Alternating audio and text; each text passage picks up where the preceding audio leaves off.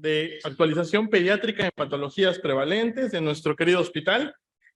Como último tema, manejo de cetoacidosis diabética a cargo de una excelente profesional, pediatra muy querida de nuestra institución, endocrinóloga pediatra, doctora Vani Seoane. Por favor, un aplauso muy caluroso para recibir a la doctora Vani. Y bueno, vamos a presentar un poco acerca sobre su trayectoria. La doctora Vani es una pediatra endocrinóloga especializada en Buenos Aires, Argentina, en el Hospital de Niños Dr. Ricardo Gutiérrez. Es miembro activo de la Sociedad Latinoamericana de Errores Innatos del Metabolismo y Pesquisa Neonatal. Además, miembro de la Sociedad Latinoamericana de Diabetes, miembro integrante de la Comisión de Estatutos y Reglamentos de la Sociedad Latinoamericana de Endocrinología Pediatra, impulsora del tamizaje neonatal en Santa Cruz, endocrinóloga pediatra de nuestro querido hospital y responsable del diagnóstico y tratamiento de pacientes en el programa de tamizaje neonatal. Una vez más, por favor, un fuerte aplauso para la doctora Vani Seoane. Le invitamos a pasar aquí al estrado. Doctora, el micrófono es suyo. Muchas gracias. Muchas gracias a todos, la verdad. Gracias por quedarse en estas últimas horas para poder escuchar este tema que realmente es importante. Bueno.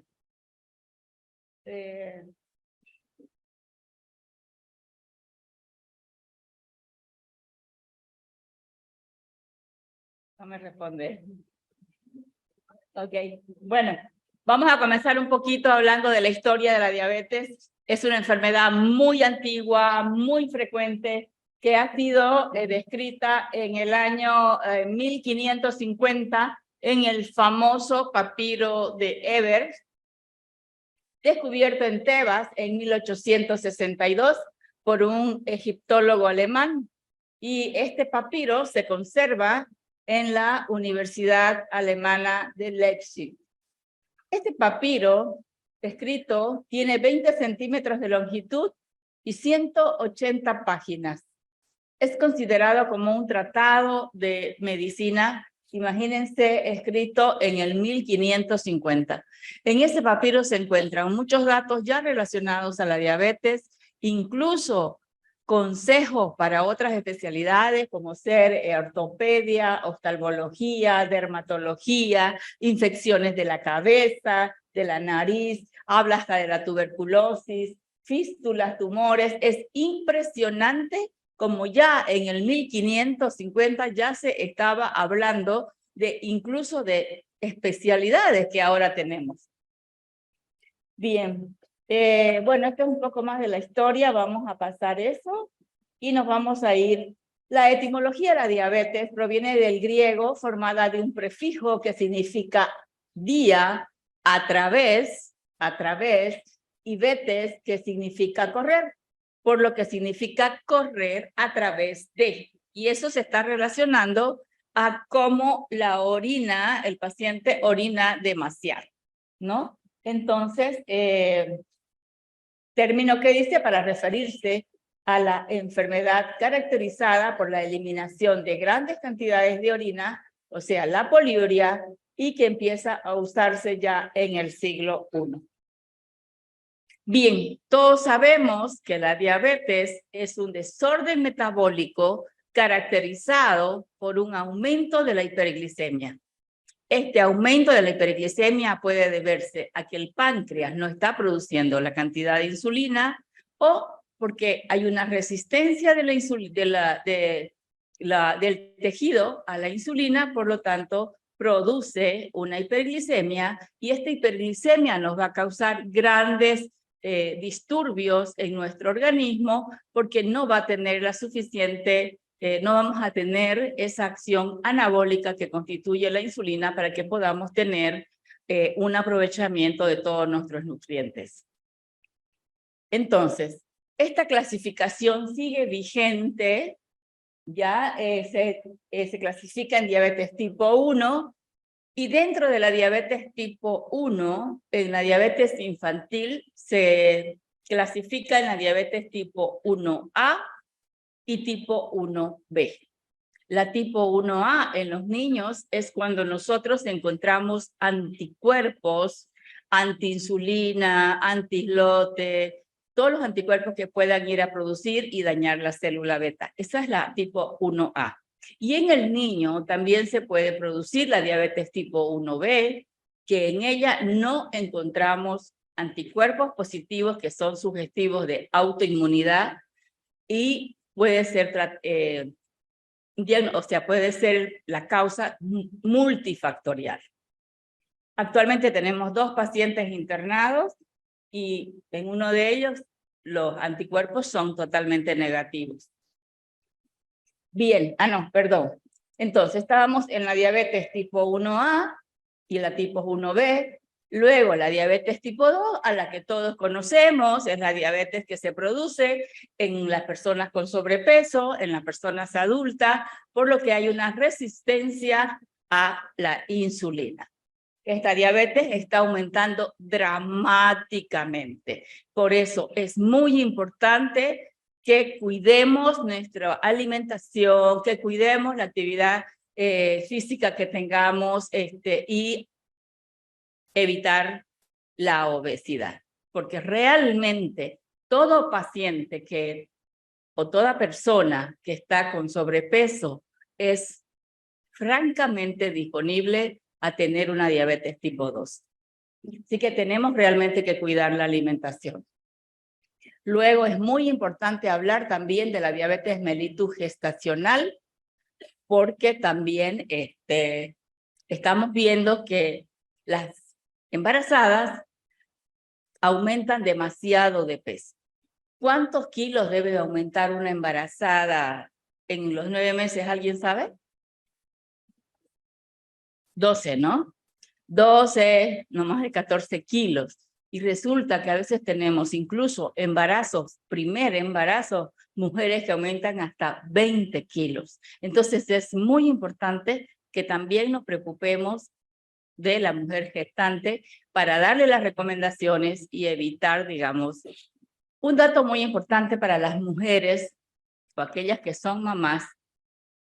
Toda mujer que tiene un hijo de 4 kilos o más en algún periodo de su vida va a tener una mayor predisposición a tener diabetes tipo 2 más adelante. O sea que no es una alegría para una mamá ni para nosotros los pediatras o ustedes pediatras que un bebé nazca de 4 kilos o de 5 kilos. Entonces es realmente un riesgo tremendo que va a sufrir esa mamá porque es casi con un 80% va a ser diabética en el futuro si no cuida su alimentación. Luego tenemos otros tipos de diabetes que son por muchas otras enfermedades, la diabetes en la adolescencia que es tipo MODY, aquellos jóvenes que no necesitan insulina, enfermedades del páncreas, por fibrosis quística, o pancreatitis, o por sustancias tóxicas, o por el uso prolongado de glucocorticoides. En este otro tipo de diabetes se engloba todas las otras causas de diabetes. Bien. Desde el punto de vista genético, ahora que estamos en el área de la genética, donde se puede investigar ciertos genes que están produciendo la diabetes, las podemos clasificar en poligénicas. Aquí entra todo lo que es diabetes tipo 1 en niños, adultos, y que donde se pueden encontrar diversos tipos de genes que van a predisponer a una diabetes tipo 1. Luego, también en la diabetes tipo 2, donde es obviamente resistencia a la insulina. Resistencia a la insulina, pero ¿qué nos va a llevar a la resistencia a la insulina? El sobrepeso. Así que tenemos que cuidar mucho eso. Y la diabetes monogénica, que donde aquí ubicamos a la diabetes neonatal, y que exclusivamente la diabetes neonatal en más del 60% de los casos es una diabetes que se caracteriza porque hay una alteración, una mutación en este gen KCNJ11 y el otro gen, donde, ¿qué es lo que pasa en la diabetes neonatal? Que no se debe a que no haya insulina o que la célula beta no está funcionando. Lo que pasa es de que, como les decía, la mayor frecuencia es la alteración en este gen y lo que produce es una disminución de la secreción de insulina por alteración de la membrana que tiene que ver con el potasio. Entonces, está este tipo de diabetes. También ahorita tenemos un niño que debutó a los 20 días con diabetes neonatal. Actualmente ya está por cumplir 3 meses. Lo tenemos internado y bueno, vamos a hacer todo lo que se pueda para que siga adelante. No es fácil, pero hay que dedicarle mucho tiempo, enseñar a la mamá y esperemos sacarlo adelante a nuestro paciente. Bien, no podemos dejar de hablar del responsable de la diabetes, ¿verdad? Siempre hay un responsable. Y estamos acá con el páncreas. Nuestro famoso páncreas, que no sé por qué lo pintamos de amarillo en los dibujos, porque el páncreas en realidad en nuestro cuerpo tiene una coloración bien roja, profunda, roja e intensa. Y cuando yo tuve la oportunidad de entrar a una cirugía hace unos años en este mismo hospital con un caso de nesidioblastosis, donde tenía más bien un hiperinsulinismo y tuvimos que sacarle la mitad, 1/3 de páncreas, nos respondió, le sacamos la mitad del páncreas, seguía haciendo hiperglicemias y al final en la 3ª cirugía yo le digo a los cirujanos, ustedes no le han sacado nada porque seguía haciendo hipoglicemias.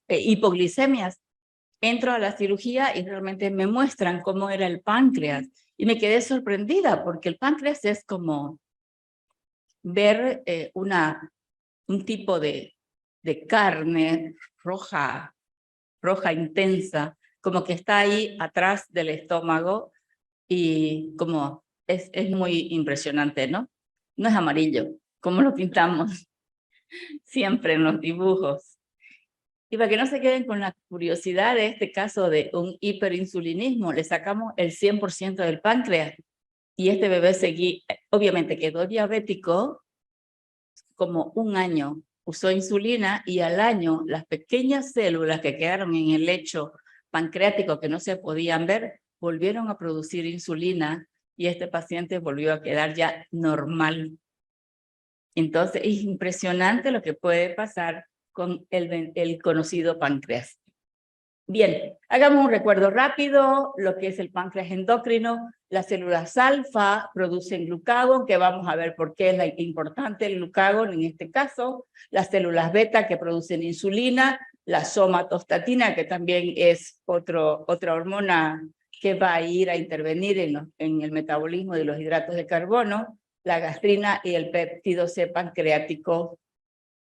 Y vamos a tener también, bueno, el páncreas exócrino, donde vamos a requerir de la amilasa pancreática para el metabolismo del almidón y el desdoblamiento de los hidratos de carbono. Las enzimas, la proteasa para la síntesis, para la degradación de las proteínas y la lipasa pancreática para las grasas. Muy importante también conocer lo que es cómo funciona la secreción de insulina. Ustedes recordarán el por qué uno tiene que tomar una glicemia basal y a las 2 horas después de comer. Eso no se hizo al azar. Se hizo así, o se indica así, porque la secreción de la insulina tiene 2 fases.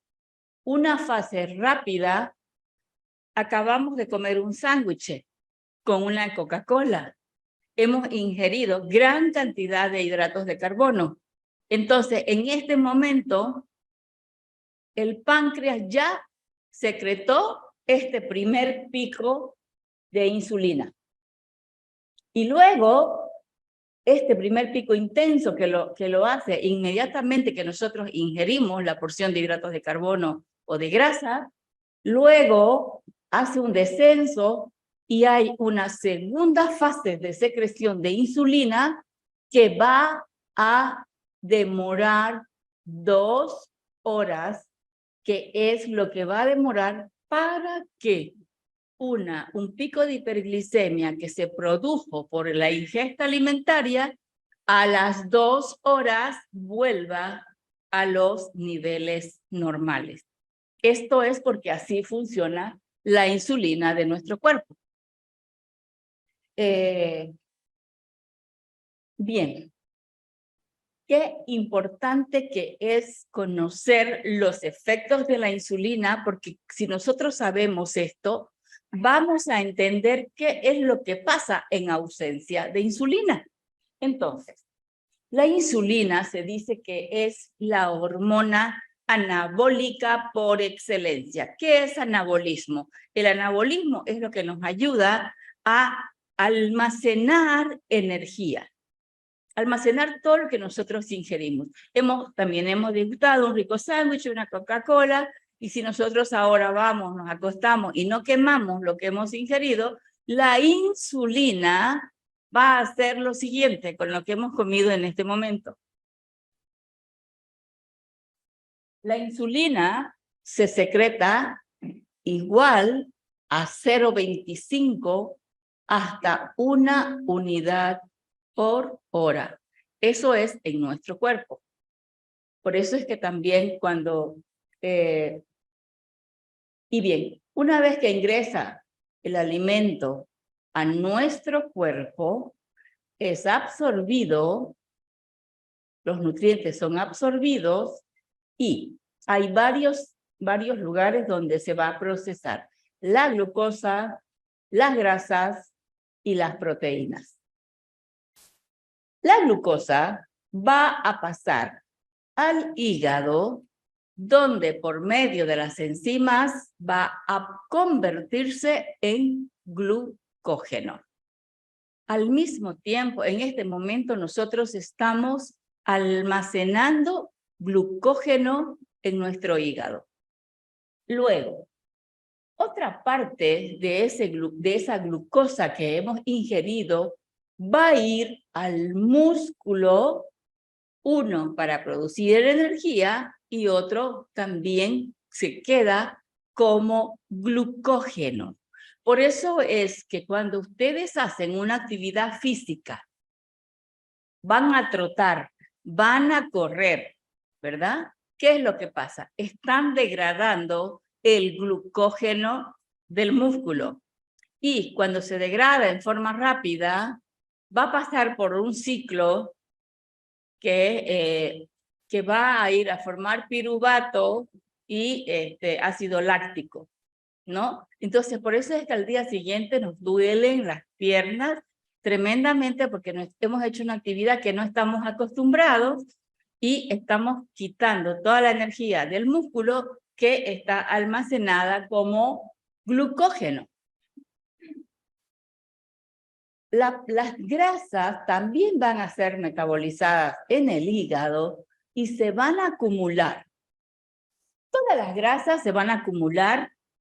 Primero van a ir a distribuirse a lo que necesitamos y luego todo lo que sobra, todo lo que no hemos quemado en el día que no necesitamos, se va a ir a depositar al tejido adiposo.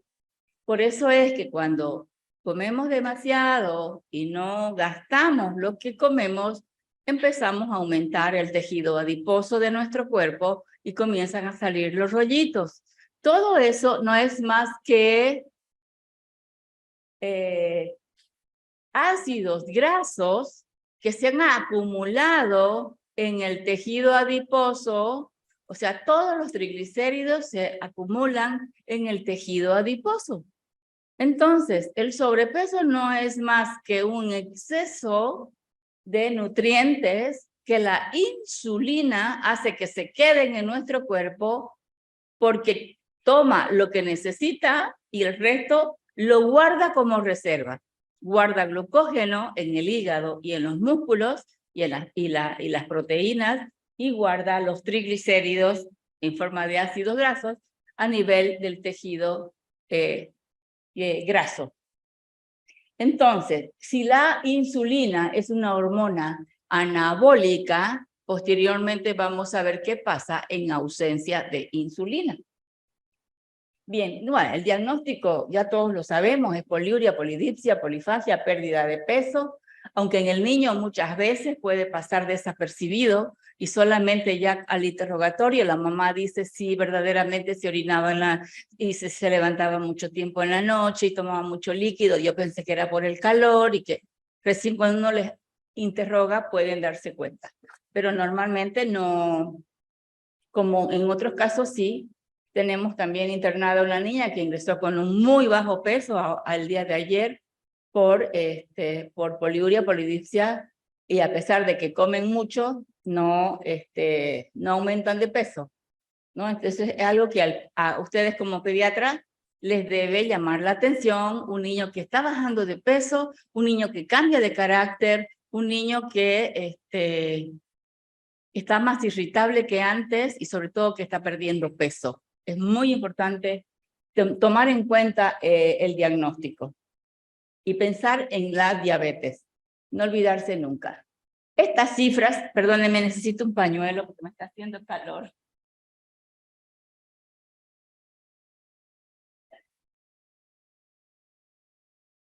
Ok, gracias, disculpen. Estas cifras las tenemos que memorizar porque valen tanto para niños como para adultos, ¿ya? Entonces, ¿cuál es la glicemia normal? Entre 80 a 99. Ni siquiera hasta 100, es hasta 99. Esos son los últimos criterios, o 70 a 99. Entonces, si nosotros tenemos una glicemia en ayunas, en plasma venoso, que sea igual o mayor a 126 en 2 oportunidades, y no por glucómetro, tiene que ser venosa. Una paciente que tenga 126 o más, repetir una vez más al día siguiente, y si vuelve a salir 128, 130, están ante una persona con diabetes. Ese concepto no se olviden, vale para los niños también, vale para los niños, obviamente no para el niño pequeño, el lactante pequeño que está internado con un estrés, que está con un cuadro séptico, pero para los niños grandes sí, el concepto es el mismo. Luego,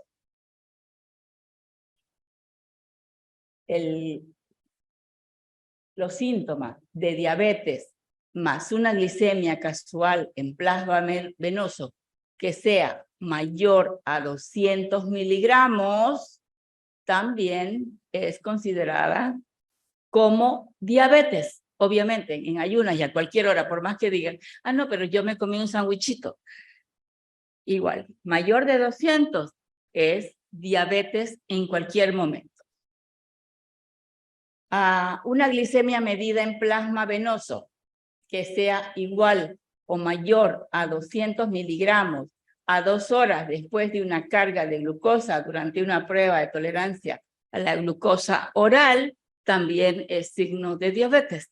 La prueba de tolerancia a la glucosa oral la hacemos con 75 gramos de glucosa y se toma la glicemia, y es muy importante que cuando tomen la glicemia también tomen la insulina, porque vamos a tener un mejor diagnóstico y mucho más rápido si tomamos solo glicemia, porque el primer parámetro que se modifica en la diabetes tipo 2, sobre todo cuando hacemos una prueba de tolerancia, es la insulina, no es la glucosa. Entonces vamos a tener un basal de 100 y una insulina por ahí ya basal elevada. O a los 60 minutos que le tomamos una nueva glucosa después de la prueba de la carga de 75 gramos, si tenemos, por ejemplo, 120 de glicemia, pero una insulina de 200, ahí ya estamos con resistencia a la insulina, cosa que no lo vamos a detectar si no medimos la insulina en la prueba de tolerancia a la glucosa oral. Eso es muy importante. En los niños obesos, ¿cómo es la prueba de tolerancia a la glucosa oral? se da 1,5 gramos por kilo.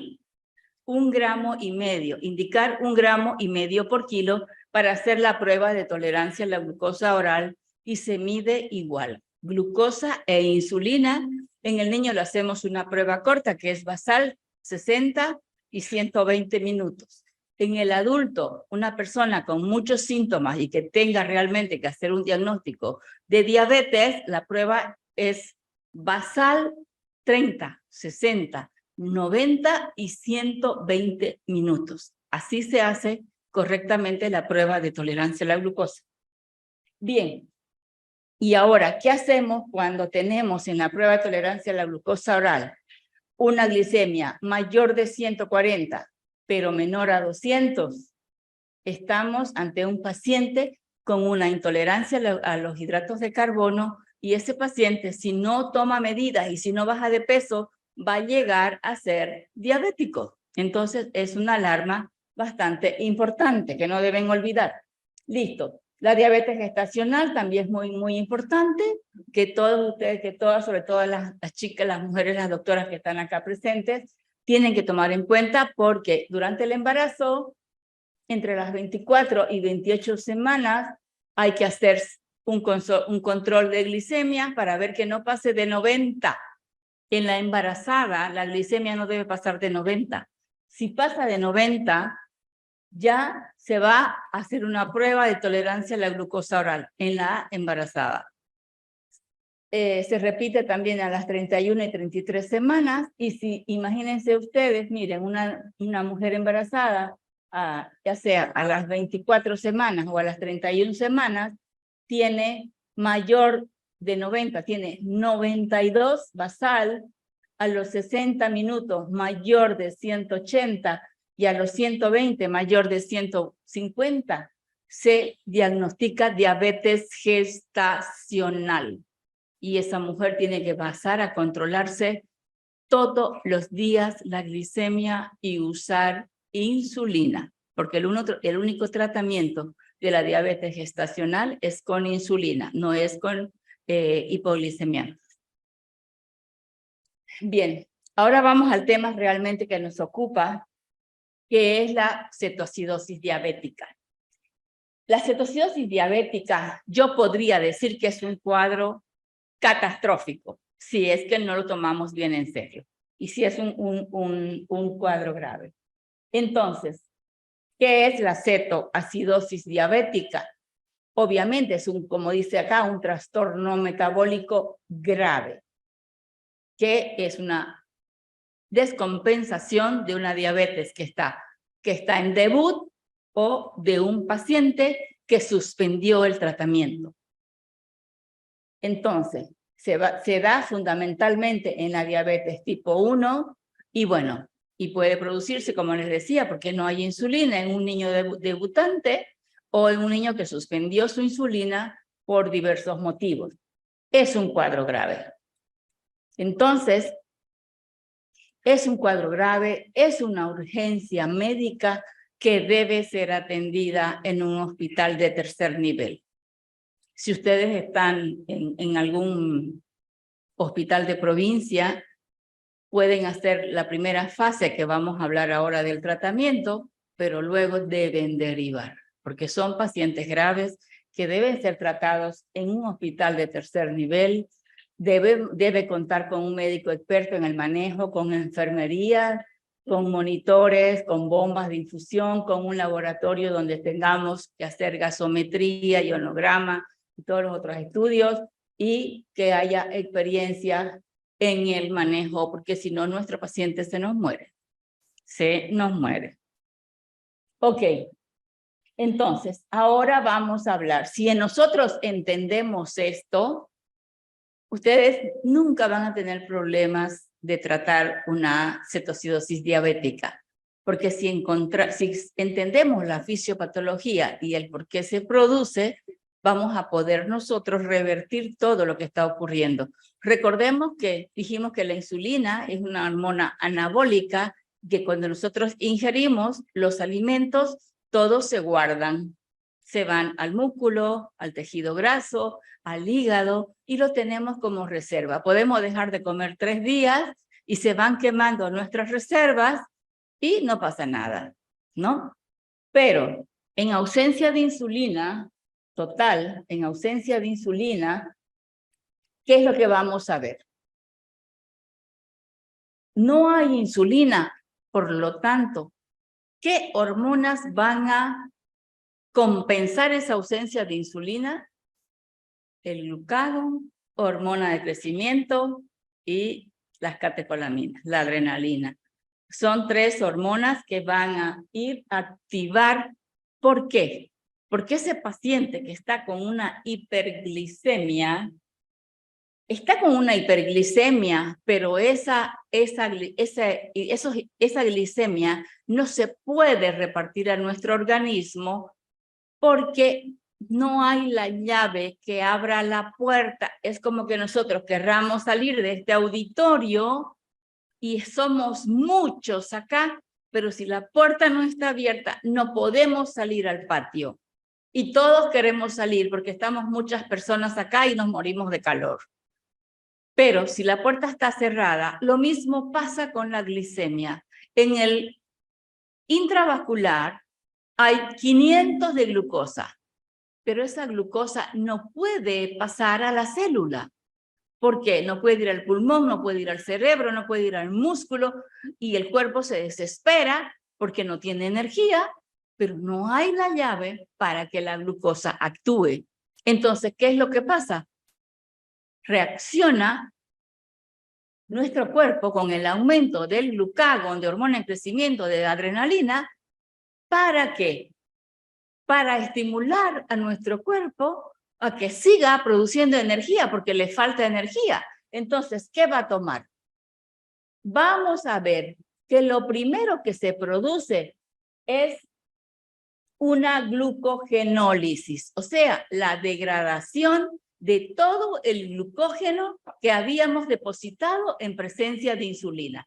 Todo el glucógeno que había en el hígado se desdobla a glucosa, se va al torrente sanguíneo y empeora la glicemia, porque por más que mandemos los órganos, que el hígado mande glucosa al torrente vascular, igual se va a acumular porque no está la llave para repartir a nuestro cuerpo.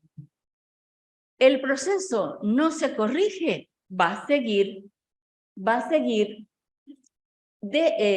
se usa todo el glucógeno hepático, se usa todo el glucógeno muscular y no hay solución. Entonces, ¿qué hace nuestro cuerpo? Agarra las proteínas y también las desdobla en el intento de tener energía para la célula, pero tampoco hay ninguna respuesta. Entonces, consumimos toda nuestra energía y ¿qué es lo que va a pasar? Va a aumentar más la hiperglicemia.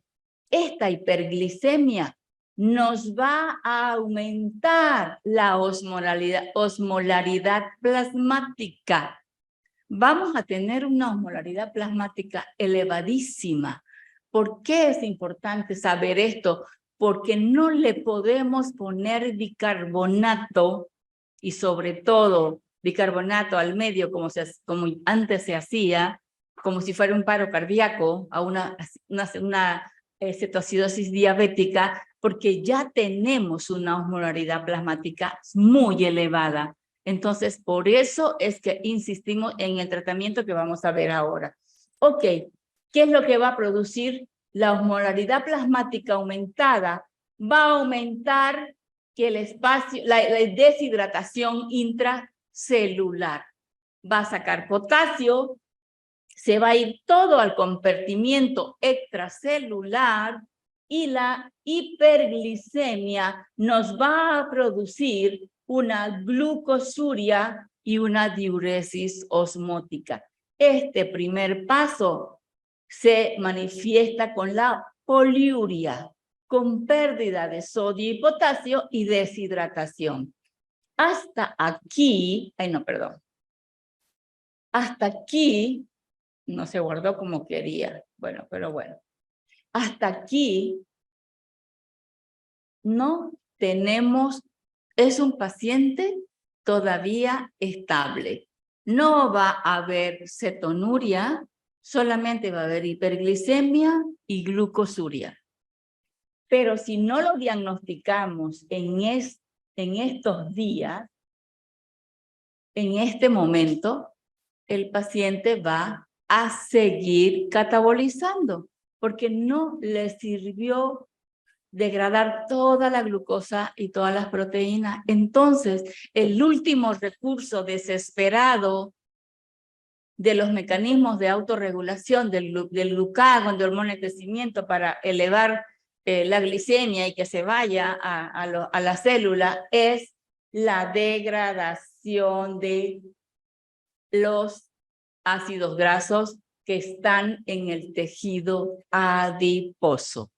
La fuente de cuerpos cetónicos es la degradación de los lípidos. Entonces, aumenta la lipólisis, disminuye la lipogénesis, que es la reserva. Estos ácidos grasos van a ir al hígado y se van a utilizar como fuente de energía, pero el metabolismo a nivel hepático de estos ácidos grasos va a producir 3 ácidos que son potentes y que nos van a producir la acidosis metabólica, que es el ácido, la acetona, el acetoacético y el beta-hidroxibutírico. Son los 3 ácidos que van a ir secundarios a la degradación de los lípidos y van a ir al torrente circulatorio. No va a haber ninguna mejoría de la glicemia. En realidad va a haber un empeoramiento del cuadro general de este paciente porque se degradan todos los lípidos del tejido adiposo, por eso la persona baja de peso, ¿no? Y está bien, incluso a veces desnutrida. Y es lo que pasa, entonces aumentan los ácidos grasos en sangre, los cuerpos cetónicos, mejor dicho, y se produce, bueno, ya el cuadro completo. Poliuria, polidipsia, hiperglicemia y la acidosis metabólica. Y ahí estamos cuando llega el paciente, totalmente descompensado, porque ya pasó 3 semanas, 2 semanas que estuvo en catabolismo y no se le hizo el diagnóstico a tiempo. Por eso es cuando tengan un pacientito que venga con un cuadro que no mejora, puede ser una amigdalitis, puede ser un resfrío que desencadena ya una diabetes y que no mejora a la semana, que está decaído, que tiene pérdida de peso, no duden en pedirle, obviamente siempre le piden un hemograma, pero nunca se olviden de pedirle una glicemia en todo niño que no mejora, que está decaído y que ha perdido peso. Una glicemia y un examen de orina dentro del cuadro. Ustedes son los pediatras, son los responsables de hacer el diagnóstico oportunamente, porque los pacientes llegan a sus manos primero, ya sea el médico general o el pediatra. Siempre un niño que en una semana no está bien y que tiene antecedentes de perder peso, pidan una glicemia y ahí van a ver que pueden evitar que llegue a este cuadro de acidosis metabólica y poder tratarlo un poco con menos complejidad a ese niño potencialmente diabético. Bien, la clínica ya, bueno, todos sabemos. ¿Qué pasó acá?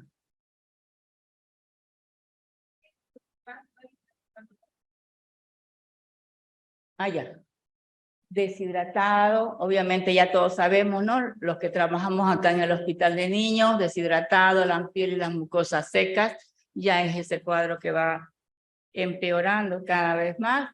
Va a estar con extremidades frías, mala perfusión, va a estar taquicárdico, hipotenso, con un aliento cetónico, respiración de Kussmaul, depresión del sensorio, una ovulación y todo lo demás. ¿Y qué vamos a encontrar? ¿Por qué se dice acidosis? ¿Por qué? Acidosis quiere decir que nuestro cuerpo está con ácidos aumentados Por lo tanto, ¿qué es lo primero que vamos a tener? Es un pH bajo.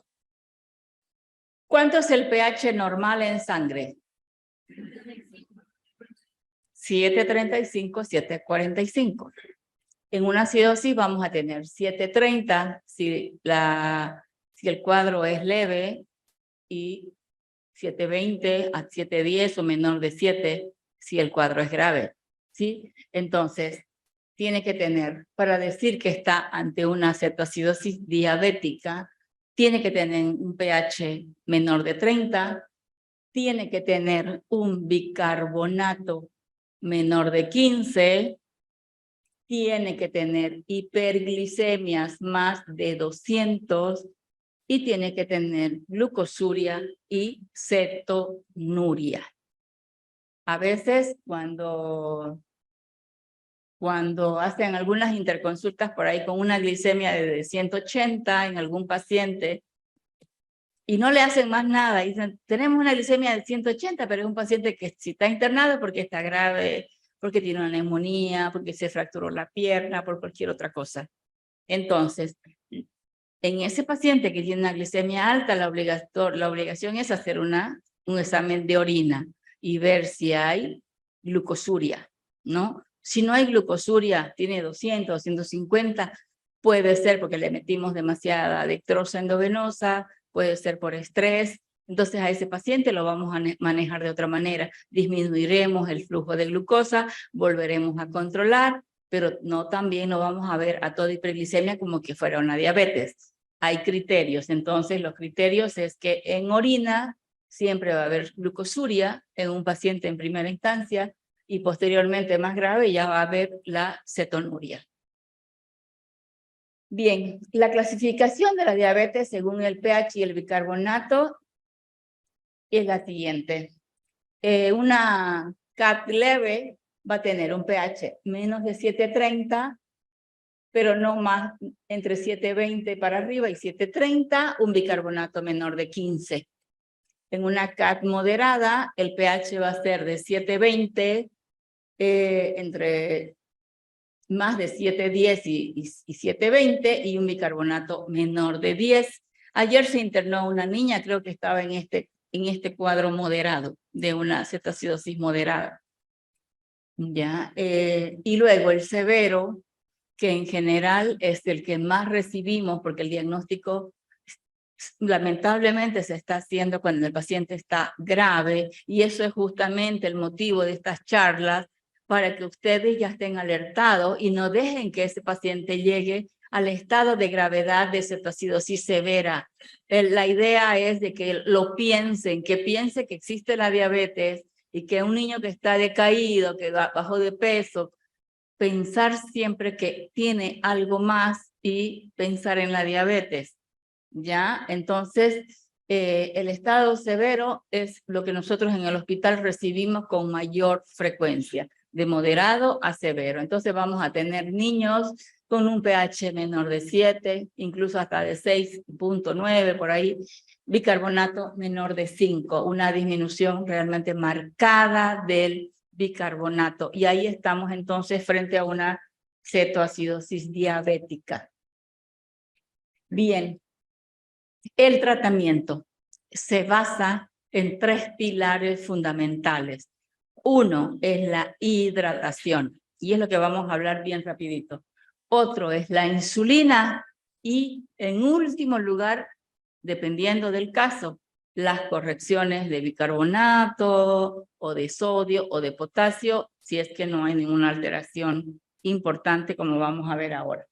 Entonces, los objetivos del tratamiento en una CAT, no se olviden de esto, por favor, de la rehidratación. Tiene que ser gradual.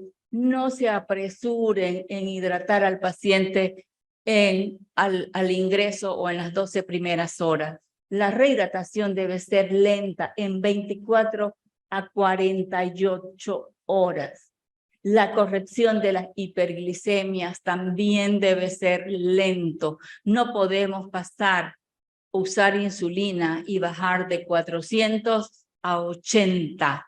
¿Por qué? Porque hay cambios en la osmolaridad plasmática que pueden dañar ese cerebro. Entonces, las glicemias deben bajar solo un 10 a 15%. No deben bajar más en cada hora. Tiene que ser todo gradual. Entonces, el control es estricto, requiere mucha responsabilidad para salvar a este niño. Y las correcciones de las alteraciones electrolíticas y de la acidosis, que tiene también una recomendación muy estricta. Entonces, criterios para pasar a UCI, a UTI no llegan a UTI porque nosotros los manejamos ya nomás ahí en la emergencia. Y los residentes ya saben manejar acá una CAT con mucho desempeño, excelente desempeño. Pero todo niño que sea menor de 2 años debe estar en UCI mínimo.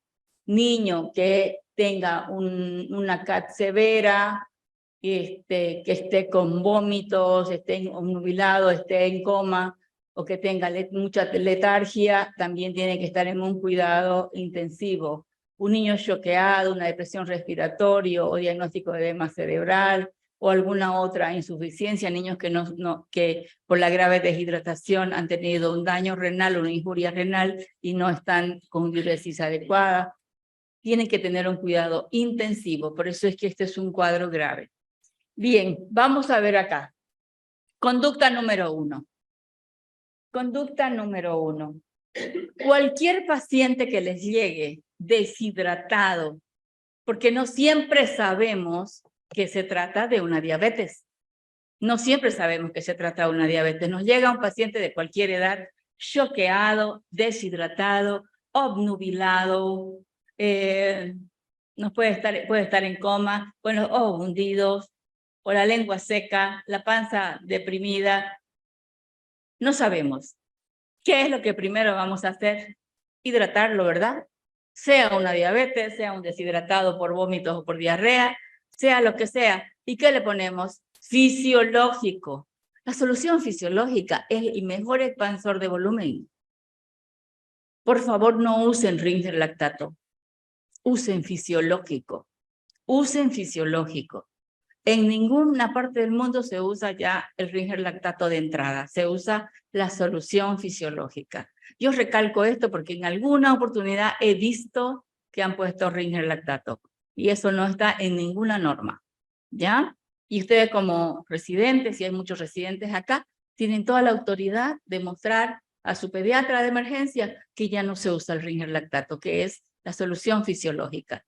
¿Sí? Peor si se trata de una diabetes y ya viene con una glicemia de 500. Entonces, eso es. Vamos a hidratar a ese paciente.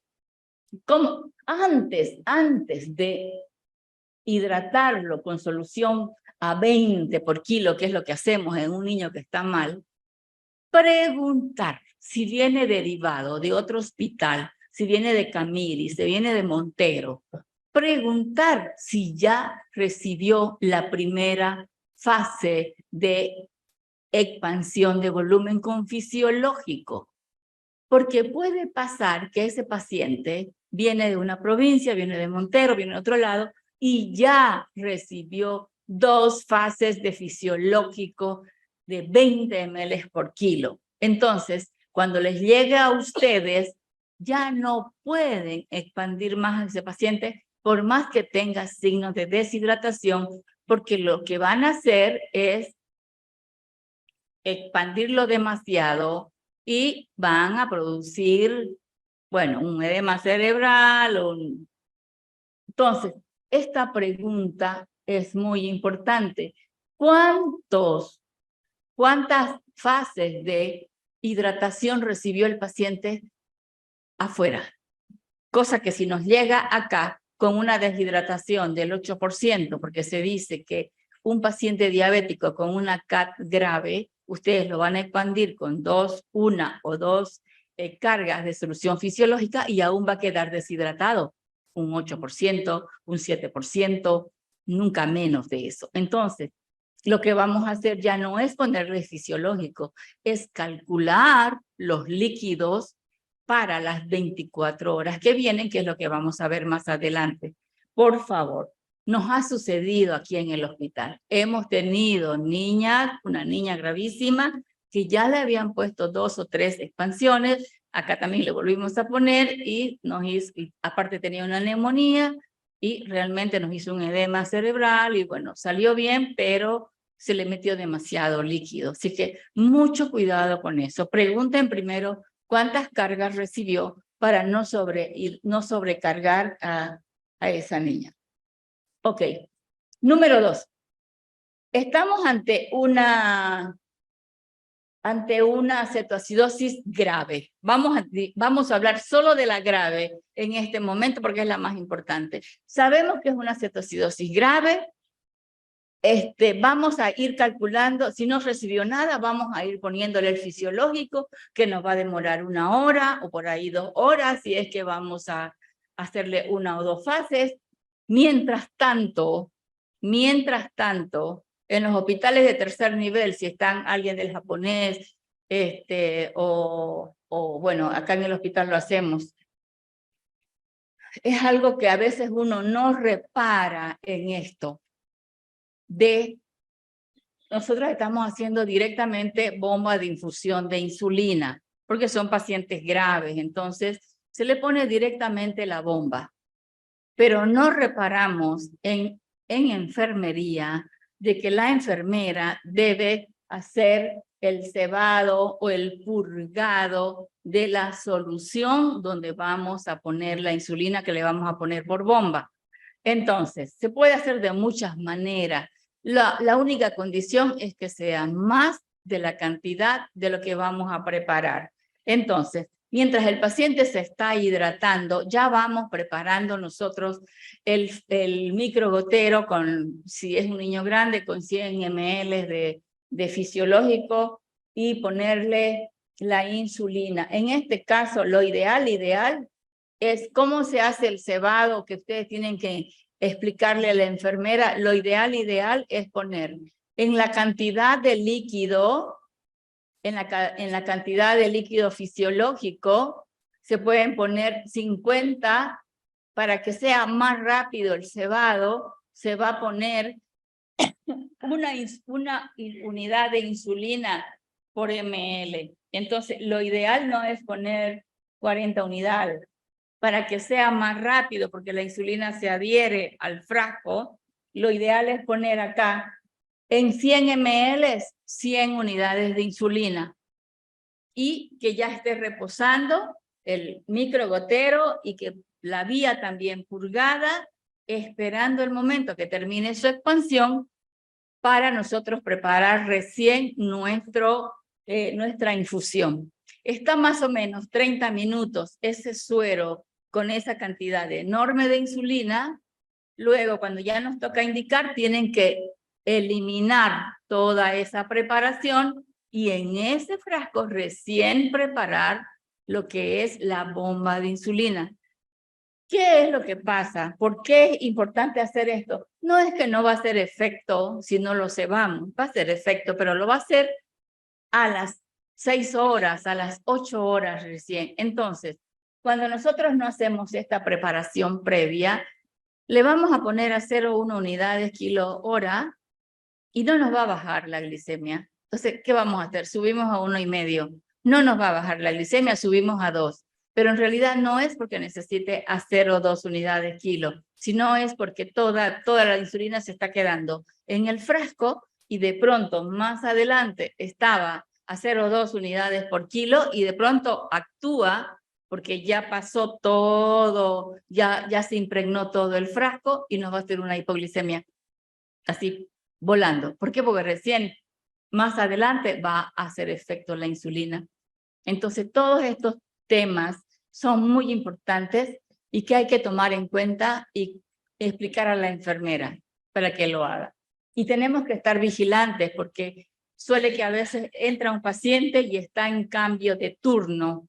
Entonces, si tenemos un frasco que está encebado o purgado con 100 ml de glucosa y 100 de fisiológico, y de pronto cambian de turno y ustedes hacen una indicación y no se dieron cuenta de que hay que botar primero esa solución y hay que preparar otra, de pronto le pone una bomba al paciente. Entonces es tremendo el tema si uno no tiene cuidado como médico. Entonces uno tiene que estar ahí y recalcar y repintar y poner resaltador y explicar a las enfermeras cómo tiene que ser.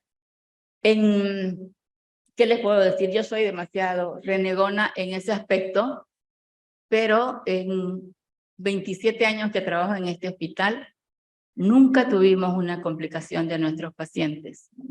Bueno, porque hay mucha experiencia también en el manejo y los residentes acá lo manejan muy bien. Felicidades a todos. Bien. Conducta número 3. Hidratamos al paciente, preparamos nuestra bomba mientras está purgándose, pasa la expansión y recién después de la expansión van a pedir todos los estudios después de la expansión, nunca al llegar, porque nos va a dar cualquier disparate. Ese paciente está choqueado. Entonces, después de la expansión ya pedimos todo lo que es necesario para ver la condición en que está nuestro paciente y obviamente no va a faltar la gasometría. Por eso es que este paciente debe estar en un hospital que tenga un laboratorio que haga gasometría, que haga ionograma, que haga calcio, que haya magnesio y todo lo demás que vamos a necesitar para un paciente grave. Bien. Conducta número 4. Recién estábamos en la 1, la hidratación. 2, preparar la insulina en bomba. 3, pasó la hidratación. Vamos a sacar análisis. Y luego pasó la expansión y recién vamos a indicar su tratamiento endovenoso con bomba de infusión. En niños grandes vamos a usar el microgotero en 100 ml de solución fisiológica y le vamos a agregar 20 unidades de insulina rápida. De esto, 0,5 ml es igual a 0,1 unidades de insulina. Entonces, lo único que tenemos que pasar es todo comienzo de un tratamiento con bomba de insulina, independiente de la glicemia que tenga, obviamente va a tener entre 200, 300, 400, 500, vamos a comenzar siempre a 0,1. Siempre a 0,1. Ese va a ser nuestro inicio.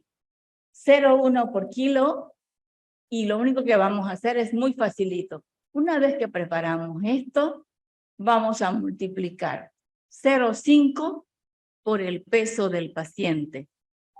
0,5 por 20 nos va a dar 10, ¿no? 10, ese 10 son los ml que vamos a indicar por bomba. Entonces a la enfermera le vamos a decir, enfermera, esto 0,5 por 10 o 0,5 por 20 por el peso del paciente son los ml por bomba que vamos a pasar. Es muy facilito el cálculo, muy fácil. Y nosotros acá ya hemos hecho como un cuadrito que cuando queremos pasar de 0,1 no nos bajó la glicemia, en la primera hora no nos bajó nada. Uno puede ser porque no hemos purgado el frasco previamente y otra puede ser porque realmente necesita más cantidad de insulina. Entonces, acá le ponemos a 0,15 unidades por kilo, que vendría a ser en lugar de 0,5, vamos a aumentar 0,75 ml por kilo o a la inversa. Si 0,5 de 500 nos bajó a 300, es demasiada infusión, vamos a disminuir de 0,5 por peso, vamos a ir a 0,025 ml por peso y eso nos va a ir. Entonces lo que vamos a hacer es ir jugando con la bomba. Ya no calculamos por peso, simplemente jugamos con la bomba. Vamos aumentando, subiendo el goteo según las glicemias. Listo. Entonces acá está lo que estábamos hablando, ¿no?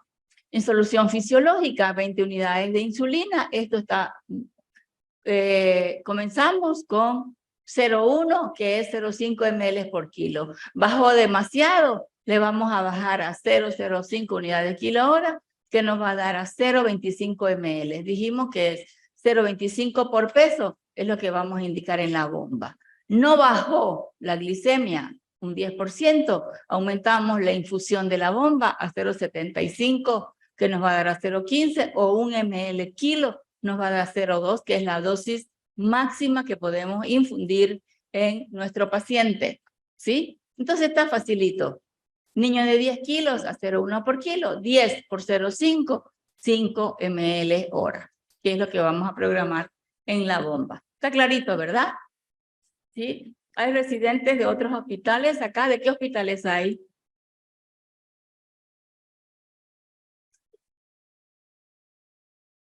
De Potosí. ¡Wow! Bien. Está bien. Ustedes como pediatras, si no hay, en Potosí no hay endocrinólogos pediatras, ¿no? Entonces tienen que aprender ustedes. Ustedes tienen que salvar la vida, ¿sí? Tienen que aprenderlo y llevarse todo esto. Ok, eso es en el tema de la bomba, ¿sí? Comenzamos por ahí y después vamos subiendo y bajando según los niveles de glucosa. El control es horario. Es un paciente grave, controlamos glicemia cada hora, porque cada hora tenemos que ir bajando o subiendo la infusión de la bomba de insulina. Ok, ¿no tienen bomba de insulina? Háganlo subcutáneo, es lo mismo. Preparan la insulina y la hacen en forma subcutánea por hora igual. Controles de glicemia, se pone en la misma cantidad, usando 0,1 ml kilo del paciente. Eso es lo que le vamos a poner con jeringa, con la agujita de insulina. Ok, ¿qué vamos a hacer después que pasó la expansión? Los líquidos que van a seguir es lo más importante, que a veces ustedes, veo que hasta acá a veces se confunden, le ponen menos cantidad, no toman en cuenta el grado de deshidratación. Esto es muy importante. ¿Cómo vamos a hacer el control después que ya lo infundimos al paciente, que después que ya pasó la fase de hidratación?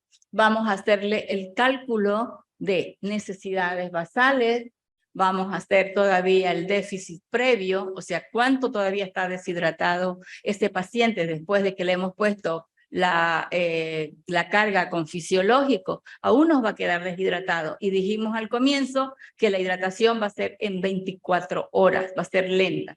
Entonces, el cálculo se puede hacer en niños pequeños. Yo prefiero hacerlo por este método, que es el de Soliger-Segar. Para los primeros 10 kilos, esto solamente nos da el basal, no nos da el déficit previo. Se calculamos así y luego nos vamos a calcular lo que es el déficit previo. ¿Qué es el déficit previo? El grado de deshidratación que todavía tiene y que va a tener todo paciente deshidratado grave, sea por lo que sea, porque está en diabetes o porque está deshidratado por vómitos y diarrea. Es exactamente lo mismo que ustedes tienen que calcular. Entonces, el déficit previo es lo que yo veo clínicamente. Si todavía está con los ojos hundidos, si todavía está con una lengüita seca, pero ya yo le pasé 40 ml de fisiológico en 2 fases, yo ya no puedo ponerle más fisiológico. Voy a preparar una hidratación para 24 horas y las cuales las voy a dividir en 2. Calculo entonces necesidades basales más el déficit previo. Ejemplo, si las necesidades basales de un niño de 10 kilos son 1000 ml y yo veo clínicamente que todavía está deshidratado un 7%, voy a calcular que el 7% por 10 me va a dar 700 ml que tengo que agregar a estos 1000 de necesidades basales, ¿ok? Más, ya tengo 1700. Voy a calcular también las pérdidas concurrentes, si es que tiene zona nasogástrica, si es que está poliúrico, tengo que también contar estas pérdidas concurrentes para las primeras 6 horas porque todo es dinámico. No voy a preparar para todo el día. En realidad se hace para las 8 horas primeras. Entonces calculamos de la siguiente manera. Ya sea por el método de Soliger-Segar o ya sea por superficie corporal, donde la basal va a ser 1500, pero de estos 1500 tenemos que agregarle igual el déficit previo, que va a ser 700. Volvemos a aumentarle y va a ser 2000 y algo. ¿Ok? Entonces, esto es para el sodio y el potasio. Bien, cuando hacemos por superficie corporal, en niños más grandes, si consideramos que es una CAT moderada, directamente podemos decir, bueno, vamos a calcularle a 3000 por metro cuadrado de superficie corporal. Eso ya le cubre todo. Le cubre déficit previo, le cubre necesidades basales, le cubre todo. Entonces, directamente hacemos 3000 ml por metro cuadrado, máximo 5000, y en las deshidrataciones severas, va mínimo 3.500 por metro cuadrado hasta 5.000 por metro cuadrado, depende de cómo vamos a evaluar a este paciente. Ya, acá hay un ejemplo total porque esto es lo que más me interesa que se fijen ustedes y que lo practiquen en todos los pacientes.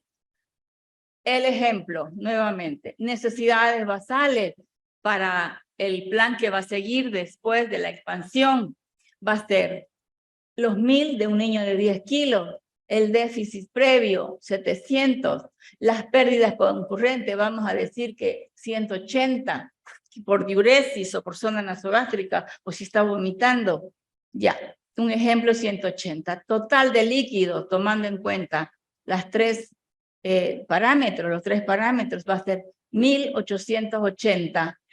Estos 1880 lo vamos a dividir en dos. El 50% lo vamos a pasar en 8 horas.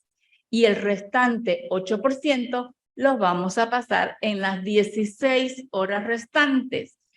Ese volumen es lo que necesita para hidratarse en 24 horas. Su paciente se va a hidratar bien, va a estar muy bien, no va a haber ninguna complicación y van a sacarlo rápido de su estado grave. Entonces, no olvidarse, calcular el volumen total, dividirlo en 2 y 50 en 8 horas y el restante en 16 horas. ¿Ok? Bien, entonces seguimos. Luego, ¿con qué líquido seguimos? Le pasamos el fisiológico y a las 2 horas comenzamos la insulinoterapia. Hasta que la glicemia no baje alrededor de 250, 200 a 250, los cálculos van a ser con solución fisiológica. El cálculo para 24 horas, suponiendo 24 o las 8 horas, va a seguir siendo con solución fisiológica. Cuando la glicemia llegue alrededor de 200 o 250, es hora de cambiar fisiológico a glucosalino. O si nos pasamos con la insulinoterapia y el paciente tiene menos de 200, vamos a recalculamos todos nuestros líquidos y le vamos a pasar dextrosa al 5%. ¿Sí? Dependiendo de la glicemia. Si bajó muy rápido, vamos a tener que actuar rápido para no producirle una hipoglicemia. Entonces, todo va a depender de cómo va bajando la glicemia para que ustedes vayan calculando los líquidos que le van a poner. El manejo es dinámico y nuestro objetivo es frenar cetogénesis. Por eso es que es muy importante comenzar lo más pronto posible, ni bien baje la glicemia a 250, ya no más comenzar con el glucosalino para dar aporte de glucosa a ese paciente. En muchas oportunidades, cuando la cetoacidosis es gravísima, en niños, por ejemplo, que tienen un pH menor de 6, una niña que tuvimos en terapia que estaba muy grave, nosotros le pusimos al 5%. con sodio, con potasio 40, porque la niña estaba con poliuria, y ya saben que el potasio es muy importante cuando se trata de una cetoacidosis, porque ¿qué pasa en la acidosis? El potasio sale de la célula, se va al intravascular, porque hay mucha acidosis, y cuando nosotros corregimos, peor si se adelantan con el bicarbonato, todo ese potasio se va a entrar fulminante a la célula y les va a producir una hipocalemia severa y un paro cardíaco. Y se puede morir, ¿no? Entonces, por eso es que el agregado de potasio en altas concentraciones es muy importante en nuestro primer cálculo de las 24 horas. Entonces, vamos a poner ahí potasio 40. Ok, vamos a seguir entonces.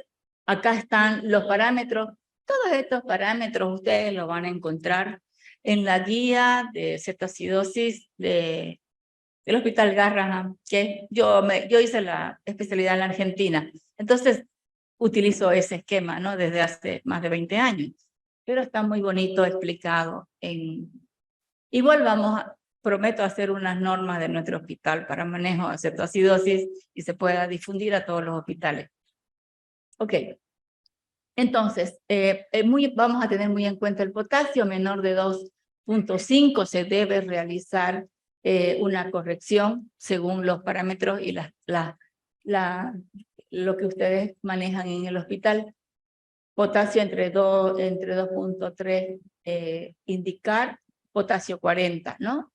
Y si el potasio se encuentra entre 3.6, no indicar potasio en los líquidos de inicio, y indicar posteriormente.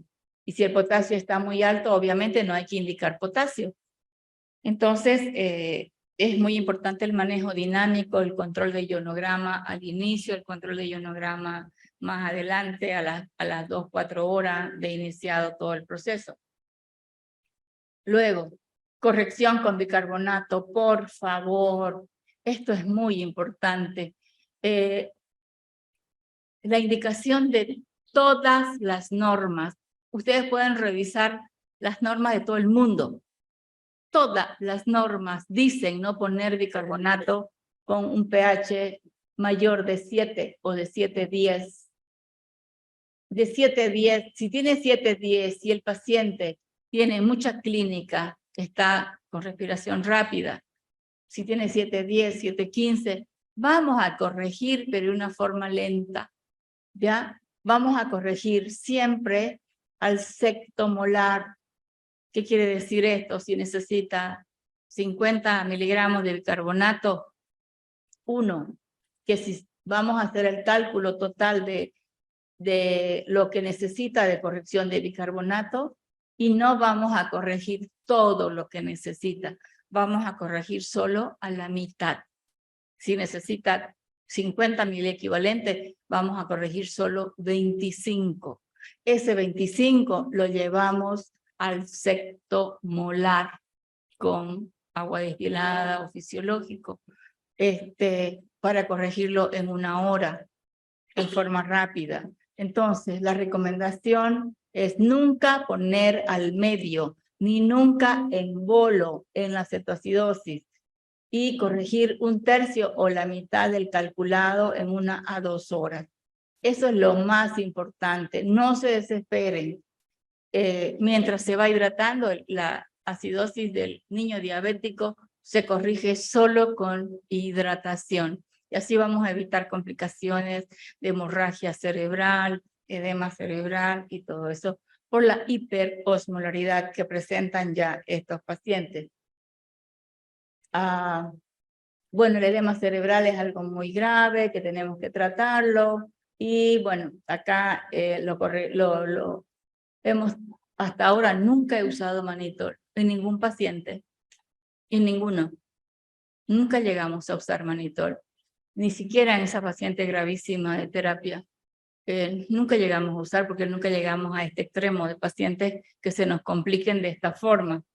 Pero si se da y el niño no reacciona, a las 24 horas, 48 horas todavía está en coma, no despierta. Una cetoacidosis diabética bien tratada, que ingresa en la mañana a las 12 horas, su paciente ya está despierto, ya está hablando, reconoce a las personas. Pero si ese paciente a las 24 horas no despierta, está todavía en coma, hay que pensar que no sí puede estar haciendo un edema cerebral. Y en el caso, si hay, bueno, hay que administrar manitol de 0,5 a 1 gramo, de 10 a 15 minutos, se puede repetir dependiendo de la situación. Este es un manejo estrictamente de terapia intensiva. Ok, vamos a evitar las hipocalemias, la hipomagnesemia, la hipoglicemia, la sobrehidratación y el edema cerebral. Ok, una vez ya tenemos al paciente estable, ya despertó, está lúcido, vamos a pasar al esquema de insulina, ya suspendemos bomba. ¿Cuándo vamos a suspender bomba? Cuando el paciente está lúcido y cuando el paciente ya no está acidótico, ya corrigió la acidosis metabólica, ya está hidratado y está despierto, está lúcido, ya es momento. Acá en el hospital eso ocurre a las 12 horas, ya prácticamente ya están despiertos. Y a las 24 horas ya se le puede quitar la bomba, ¿sí? Y pasa todo a vía subcutánea. Uno, porque la mamá tiene que aprender a manejar, a colocar la insulina, hacerle los controles de la glicemia, aprender a colocar la insulina rápida, la insulina lenta, y comienza todo ese proceso. ¿Cómo iniciamos la insulina lenta? Calculen siempre si es una NPH o es una insulina ultra rápida, como la glargina o la Lantus que conocemos todos. Siempre calculen a 0,1, siempre comencemos a 0,5, la insulina lenta. 0,5 unidades por kilo, una sola vez al día. 0,5 unidades por kilo.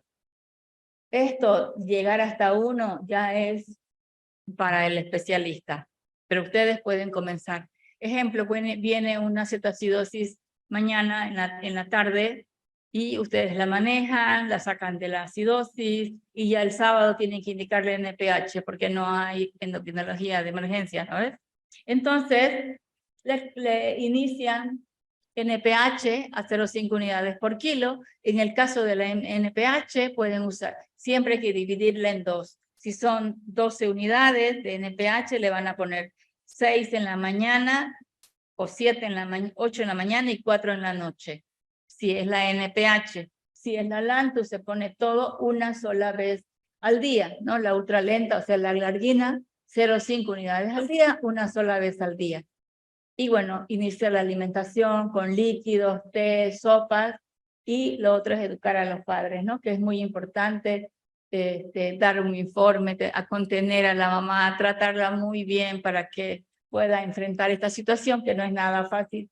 Y acá está el esquema de análogos de insulina y vean ustedes como la insulina glargina o Lantus no tiene pico, prácticamente un pequeño pico a las 6 horas y luego es una acción bien estable. O sea que nos evita bastantes picos de hipoglicemia que son tan graves. Y muy importante también saber, enseñarle a la mamá y que ustedes sepan. Miren el ángulo que se utiliza para la aplicación de insulina con jeringa. Es un ángulo como de 45 grados. Ustedes si han controlado alguna vez, a veces hay enfermeras que ponen así como intradérmica, muy echada la jeringa, y eso es intradérmico, no va a tener efecto. Entonces, es tan importante guardar y investigar cada detalle del tratamiento de la diabetes, porque cada detalle les va a costar un tremendo error. Si la colocan mal y luego vengo y le digo que no hizo efecto, le voy a indicar que le aumente la dosis, viene otra enfermera que sabe colocar y le colocó bien, me va a hacer una hipoglicemia, porque en realidad no era que necesitaba más insulina, sino que no le pusieron adecuadamente la dosis anterior. Entonces, realmente es una situación de mucho control. Entonces, acá está la forma de pellizcar la piel del paciente, si es que van a pellizcarla, porque es un niño muy flaquito. Por ejemplo, la niña que tenemos ahora está bastante flaquita.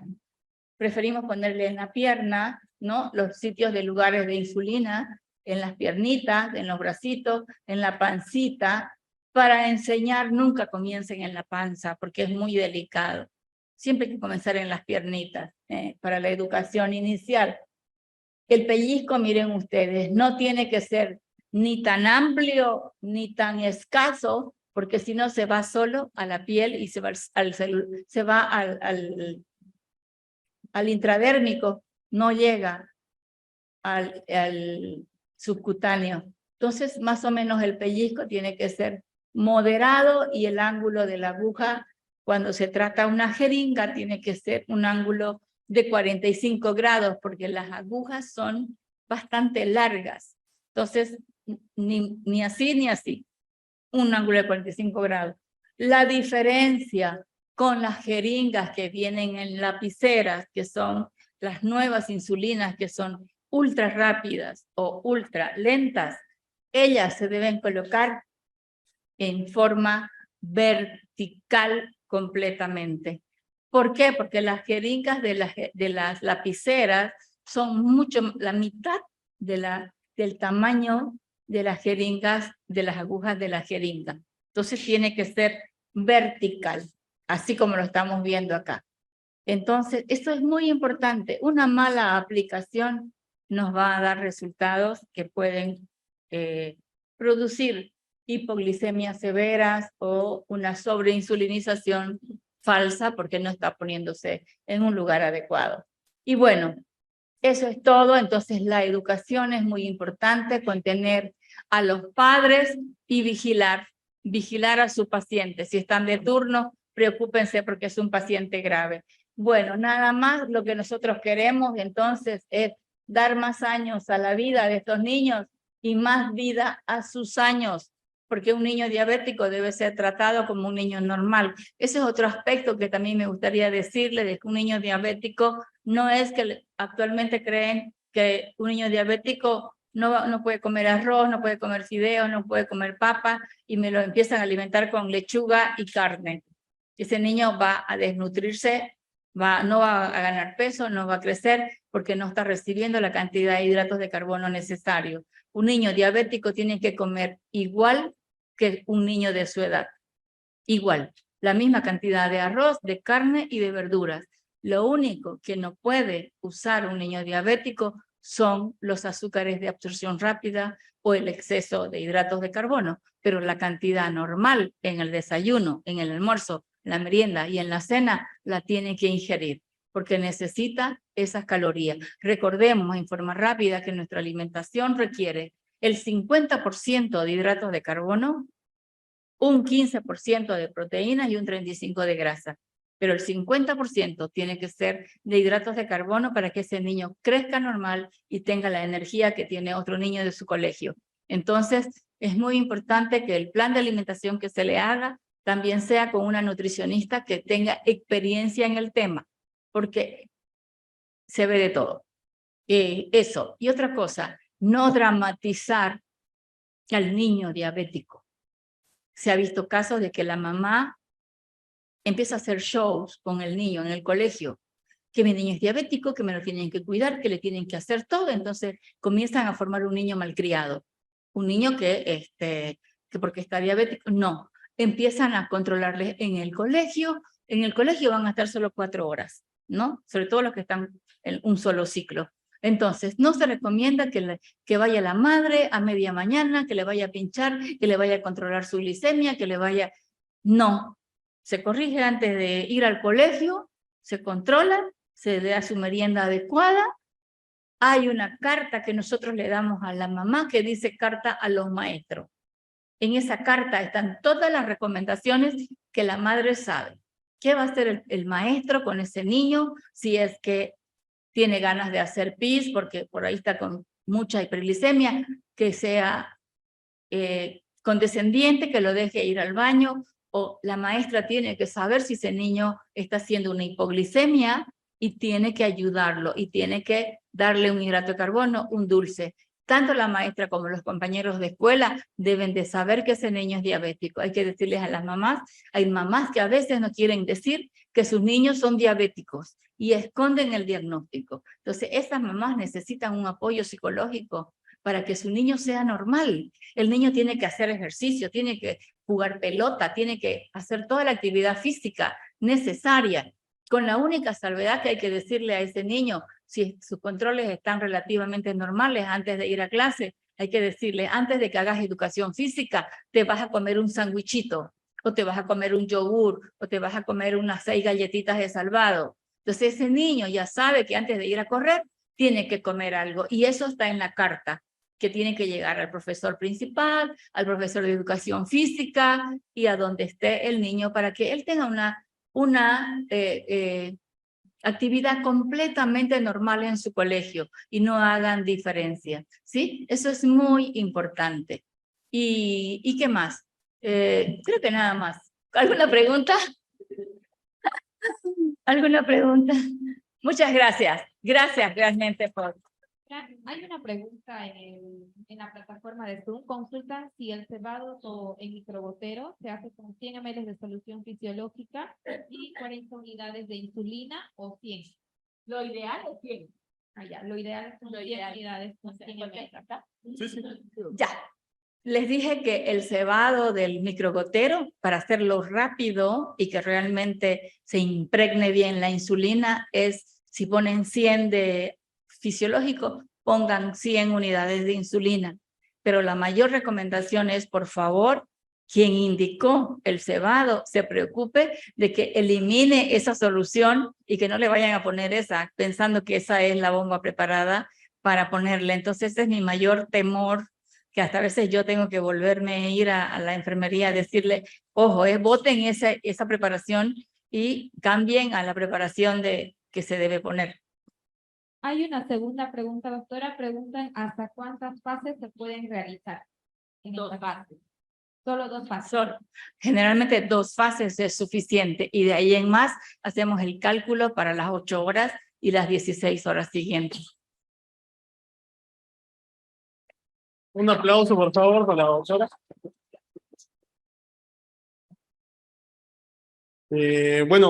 Muchas gracias, doctora, por la disertación. Nos ha mostrado un manejo no solamente médico, sino también integral de lo que es la cetoacidosis y la diabetes.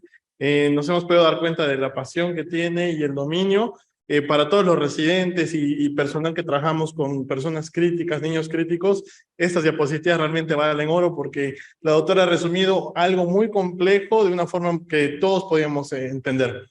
Entonces, sin más otro particular, gracias, doctora. Un aplauso fuerte para todos. Igual. Realmente cerramos con broche de oro el día número 2 de nuestro querido congreso.